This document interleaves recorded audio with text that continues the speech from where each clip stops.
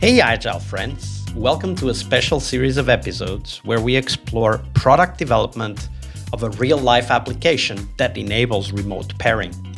In this first-person account of product development and remote work stories, we talk about Tuple, a remote pair programming app for macOS and Windows designed to make you feel like you're collaborating in person. If you want to know more, check out Tuple.app/Scrum. That's Tuple.app/Scrum. And let them know you heard about them here on the podcast.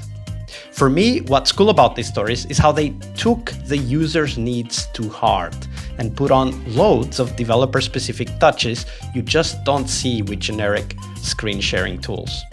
Tuple has been adopted by some very large companies and public sector, more on that in the episodes this week, that work even partially remote, partially or fully, of course. So check out the app at Tuple.app/Scrum and get their 50% off for the first 3 months of your subscription. That's 50% off for the first 3 months of your subscription. Let them know that you heard about Tuple here on the podcast by going to Tuple.app/Scrum. One more time, Tuple.app/Scrum. And now, on to the episode. Hello, everybody. Welcome to our Success Thursday. This week, we have with us the head of product at Tuple.app, Eli Goodman. Hey, Eli, welcome back. Hi, Pascal. Great to be here. Thanks. Absolutely. For those of you who haven't heard yesterday or the earlier episodes this week, Tuple.app is a remote pairing app catering for developers who want an excellent experience when working with their remote colleagues. And Eli is the head of product. So we're talking about product and product people's responsibilities, ideas, failures, successes, today especially. But before we get into the success discussion, Eli, share with us, as a product person, product manager, head of product, what was the book that most influenced you in your career? Yeah, there's a great book that I would recommend to any product person. And it's a little bit less of a straight business book. It's not a bunch of lessons, but it is a wonderful story. So the book is called The Idea Factory. And this is the story of Bell Labs, which I think is a fascinating story. So the reason why I feel like this is influential to me as a product person is it's simply inspirational. Like the impact that Bell Labs had on the 20th century, whose impact we're still feeling today, almost cannot be overstated. Like many of the innovations that they pioneered built the modern world, but the modern world is built on top of it, mostly around telecommunications, information theory, and those kinds of things. So it's just really cool to read a story of an organization that had a huge impact on society. But I think there's also a bunch of really salient lessons that product people can take from this story. So there are a few that I sort of try and embody every day. And the first is a lot of the groundbreaking innovations that occurred at Bell Labs needed creativity. They were the result of some really broad thinking on the part of some individuals. And Bell Labs did a really good job of giving those creative individuals a lot of space and time. This is something that's tough in a modern work environment, right? We all have deadlines, we all have quarterly OKRs and goals we're trying to hit and all this stuff. And it can really feel like there's no space to think bigger. There's no space to go wider.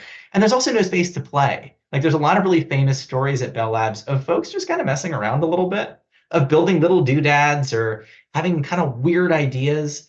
And obviously there's a pragmatism that we all need to have about shipping stuff and getting things done, but adding a little bit of that space, that slack time in the system, that acceptance of a playful atmosphere can often yield like really outsized benefits.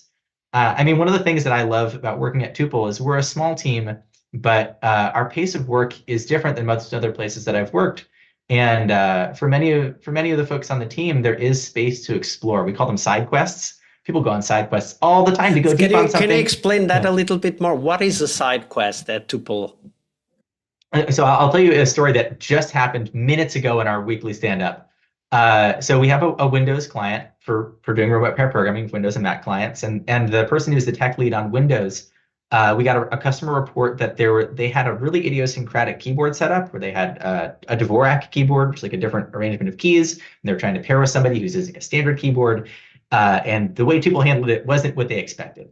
So the tech lead took a few days to just like build a tool that just was built for people who use Dvorak keyboards to translate their keyboards into other keyboard layouts.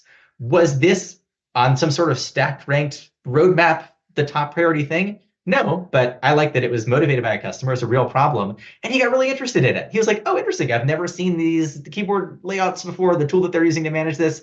And it was allowed. It's totally allowed, right? So I think that sometimes creative people need a little bit of space to explore, right? So this is a little bit of a dovetail directly from that. But one of the things that was also really unique about Bell Labs was the way it was set up economically. I think a lot of what creates this pressure and this lack of space are economic factors, usually around investment, right? Investors invest in tech companies as a common pattern, and they want a return on that investment. They want to see growth.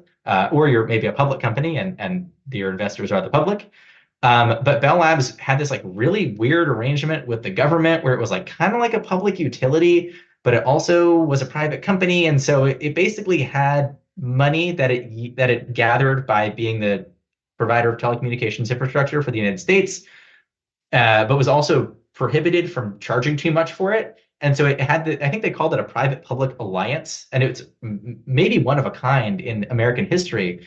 But because they essentially had unlimited money, but no one to answer to, they could take their time by doing things that were for the true benefit of society.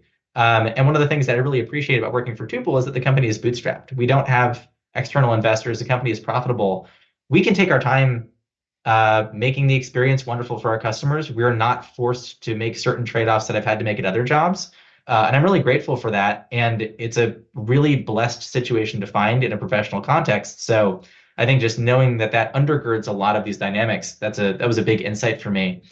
And then I think the last thing that I take from the Idea Factory is, I think it's even in the subtitle, it's something about the age of American innovation. But the word innovation gets bandied around a lot in tech circles. And I think it was instructive for me to remember that innovation is not a new idea, or it is not limited to just building a new product, right? Putting something out into the world, a novel algorithm, a novel whatever. Innovation is the transformation of society. That's how it's defined in this book. And Bell Labs, not only did they think in a very broad sense about what was possible, and they were very creative, they really thought about how will this new idea, this novel discovery, how will that end up trickling into the home life of the average consumer, the average American, right? So again, if you have ideas about telephony, right? Like, oh, the idea like roll out certain levels of telephone infrastructure. That's not just, oh, we've figured out how to stuff more calls onto a piece of copper wire. It's like, well, what does that do when every American household can have a telephone? That level of broad thinking about like what in the world will change if this goes really, really well, and thinking holistically, like I feel like good product thinking is also holistic. It's not just about, oh, this feature, is how does the life of the consumer change once this has happened? And is that meaningful? Is that impactful? And is it beneficial? Does that actually create something that we think impacts the fabric of society in a positive way? And I feel like Bell Labs is very intentional about that. So that's the book I'd recommend. Yeah, absolutely. And great recommendation with a lot of detail. I love that. Yeah. But of course, today is also Success Day here on the podcast. So we want to explore what success means for you. And of course, you're going to talk about your own role, head of product, but also give us, as a product manager, when you started way back when, what were the things that really defined success for you? And how did you keep yourself accountable to that idea? Yeah. I think when I take a step back and think about my role, I would sort of summarize it as I'm trying to keep us in touch with reality as much as possible. And I think this both has to do with the thing we've got today and the thing we might build in the future, right? I think just the act of touching reality is really hard for a tech organization, especially a remote and distributed one. It's really hard to know if the people who are using your thing today like it, if they're having problems with it, if they want it to be doing something different. And then also for all of the ideas that I or others might have, like reality testing, all of those things, that feels like success for me. And all the other activities and metrics that I hold myself accountable to, I think ladder up to this eventually, right? So I think specifically, I'm really looking for bias that exists in my reality touch points. Am I only talking to customers who like the product? Well, that means I'm never talking to anybody who doesn't like it. Am I only talking to people, or am I doing the opposite? Am I only talking to people who churned and have complaints? That's also a bias. Am I ever talking to people who've never heard of Tuple before? Right? Like that's a huge population of people whose mindset I really want to get in touch with. Additionally, like I'm always looking for new ways to talk to people, right? The kinds of conversations you have over Zoom are different than those you get via a survey or via email or talking to someone in real life. So I feel like success for me is keeping us in touch with reality, making sure we stay grounded, and looking for my own biases or blind spots in those touch points and actively trying to remedy them.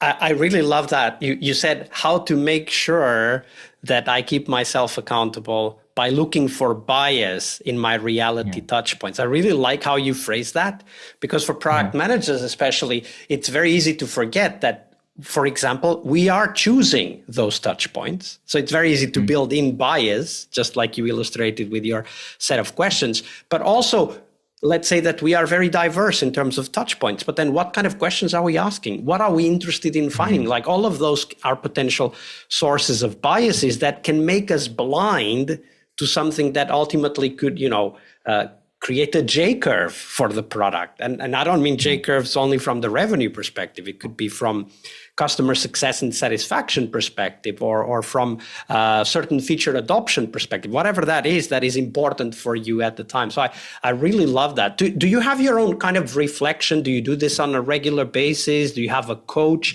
that helps you do this? How do you keep yourself accountable? Yeah, that's a really good question. I do a lot of reflection. I journal on a daily basis about work stuff. Usually I get up early because I have a 3-year-old. And so I've got time in the morning when I can set myself right. And I feel like the act of journaling holistically about what am I not seeing here? How am I getting in touch with our customers? How can I most accurately understand what's going on with them? That's just like a practice that I really covet. But another thing that's very Tuple specific that I really value about our culture is we pair with each other a lot. And there are a handful of people on the team, both the CEO, our head of growth, but then also some engineers on the team as well, that I will proactively choose to pair with them on this stuff of like, hey, I want to learn this. Here's how I'm thinking about doing it. I'm thinking of making this dashboard, thinking of putting out this survey, this, that, and the other, the activities that I want to do. And the act of proactively pairing on that approach often yields great insight into my blind spots of, well, you ask this question, it's going to lead the person in this direction. You phrase things like this, it's going to bias them like that. You're not talking to anybody who fits this criteria. This dashboard query isn't set up quite right. You might want to do it like this. And so for me, pairing is an essential practice that also helps complement my perspective with the perspective of others. Yeah. Pairing is essential to complement our perspective with the perspective of others. I think that was beautifully said. And of course, you guys develop a pairing app, so why wouldn't you pair? I got to put our money where our mouth is. Absolutely. Well, thank you for sharing all of that, Eli. Of course. Hey there. We hope you loved the episode. And before you go, don't forget to thank the folks at Tuple.app for being so generous with their stories and for their support for the podcast. So visit their website at Tuple.app/Scrum, get their discount, and why not share them with your colleagues if you find that the app is useful. And remember, sharing is caring.